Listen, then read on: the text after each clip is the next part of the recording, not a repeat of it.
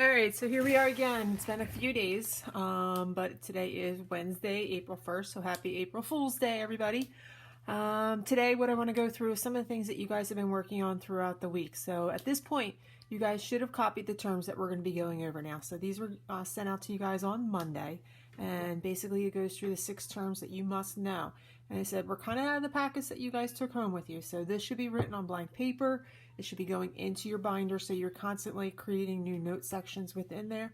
I'll try to keep some of the stuff short as we're going through a lot of this note stuff, and I'll just kind of send you some stuff along the way that you guys have on the computer. But some of the things that you guys should know, first off, they kind of go together in pairs. And what we're looking at here are the words dominant and recessive. And these two words go together in pairs. The first one, dominant, is the stronger of genes in a gene pair, meaning this dominant gene is going to prevent the recessive trait from showing. So usually we're going to represent it by a capital letter. So for instance, I can say that black fur in puppies is dominant to brown fur. So I would use the big B for black fur. I would use the little b for brown fur on that particular one. And that little b is representing the recessive gene. So the weaker of two genes within a gene pair or two traits within a gene pair, it's usually represented by a lowercase letter. The next two words that go together in a pair, there's going to be homozygous and heterozygous. Homo, remember we did them on our prefix and little abbreviation quiz in the beginning of the year. Homo means the same. So we're talking about genes that are homozygous. It means they are two genes that are the same within that particular gene pair. Another word that we use for this is the word pure, meaning the same all the way through. So for instance, if I had two of my capital case letters, I would have big B, big B. That would be homozygous dominant. If I had little b, it would be homozygous recessive. Well, we're missing one here. I can have a combination of the genes, which would be big B, little b. And that word that we're going to use for that is what is known as heterozygous. Hetero means different. So another word I could use for heterozygous is hybrid, kind of a combination or a mixture. So think like a hybrid car, half gas, half electric there. So if I'm doing that and I have two genes in a gene pair that are different, I could say big B, little b. You always want to stick that capital trait or the capital gene first, or the dominant gene first. So big B, little b would be my heterozygous choice. So we keep talking about kind of this gene pair, and this would represent a gene pair, this represents a gene pair, this represents a gene pair. And what that means, within this gene pair, you get one from mom, you get one from dad. Well, which one shows or is actually seen within you depends upon this dominant and recessive idea and what type of problem that we're actually going to be looking at here along the way. The last two words that we have are words like genotype and phenotype. So we're looking at genotype and phenotype. Genotype, genetically, what is my letter combination? Genetically, what do they look like? Are those puppies big B, big B? Are they big B, little b? Are they little b, little b? If I threw puppies out in front of you, you may know that they're big or they're little b because they're brown, and that's the only choice that you would have. However, if you have black puppies in front of you, you want to know if their genotype was big B, or big B, little b. You can't tell by looking at them. So genotype is genetically, what do their genes look like? Phenotypically, you would know. So phenotype is physically, what do they look like? If I threw a bunch of puppies in front of you, you would know whether they're black fur or brown fur. You can make that observation on them and be able to tell. So it's a description of traits in words.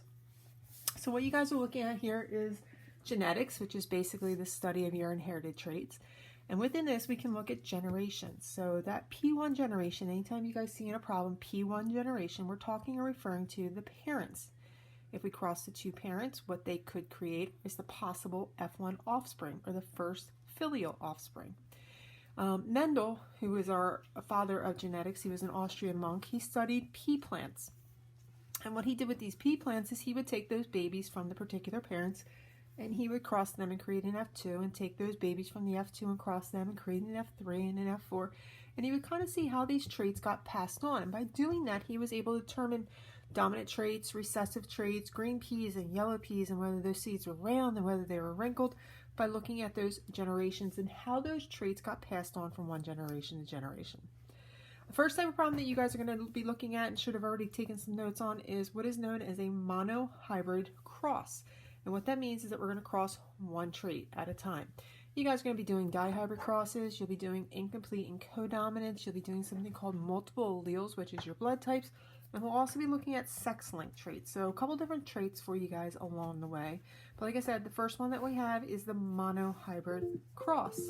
So if we're looking at this monohybrid cross, there's a couple things that you guys have to be able to do.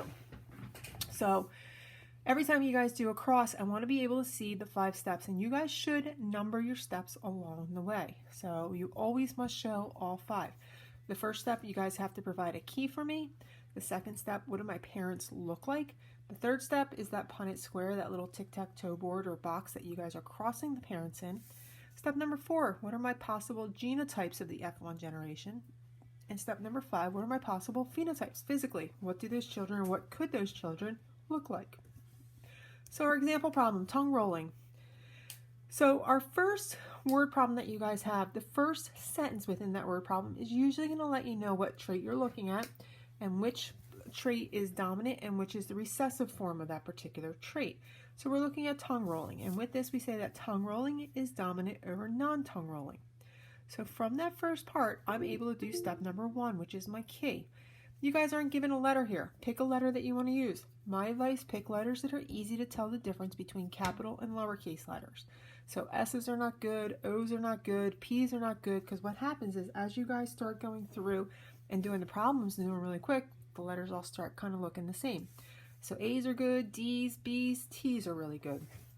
I'm going to use T's here. So I say that tongue rolling is dominant over non-tongue rolling. 3 parts to the key. I have a homozygous dominant, which is big T, big T. It is a tongue roller. I have big T, which is also a tongue roller. And I have little t, which is my non-tongue roller. So little t is my only recessive choice here. This is heterozygous or hybrid. This is my homozygous dominant. Next step, I need to go through and figure out my parents. So the next sentence is going to tell me my parents. I'm going to cross a heterozygous tongue roller with a hybrid tongue roller. So I'm going to go through heterozygous tongue roller, big T, little t, and the next parent, which is a hybrid tongue roller, which means the same thing as my heterozygous. It's also big T, little t. Step number 3, put them in a Punnett square. I don't care if you make it look like a box or you do it as a tic-tac-toe board, but one parent is going to go across the side. You're going to split up those particular genes that you see there. One parent goes across the top. It does not matter who goes where. They're still producing the same children in the middle. So big T, little t, big T, little t. I start crossing them. Big T goes over, big T drops down. First possible F1 is a big T, big T. Big T comes over, little t drops down, big T, little t. Big T drops down, little t over. Always stick your capital letter first. Big T, little t drops down, little t pulls over, little t, little t. Those are my possible F1s that I see there. It doesn't mean that, oh, these 2 parents are going to have children and the children are, all 4 children are going to look like this. It means this is a possibility of what their children could look like. So when we look at step number 4, genotypic ratio. With that genotypic ratio, you are doing how many genetically are big T, how many are big T, little t, and how many are little t, little t. Go back to those F1s, count them up. Oh, I have 1 that is big T, big T. I have 2 that are big T, little t, and I have 1 that is little t, little t. Phenotypic ratio, physically, if those 4 kids were standing here in front of you sticking their tongues out at you, what are they going to look like? Go back to the key. I know that big T is a tongue roller. I know that this heterozygous choice, big T, little t, is also a tongue roller. So I have 3 tongue rollers to 1 non-tongue roller. So I have a 3-to-1 ratio. I can also say I have a 75% chance of having a child that can roll their tongue. But I can have a child that doesn't roll their tongue. I have a 25% chance. Every time I have a child, I have a 25% chance of having a child that is a non-tongue roller. So from there, I asked you guys to kind of go through and complete these 2 on your own. So if you have yet to do this, do them now. Come back in a few moments and I'll go through these 2 problems with you guys to make sure that we're all okay with them before I assign you guys some more practice ones from there. Okay, I'll be back in a moment.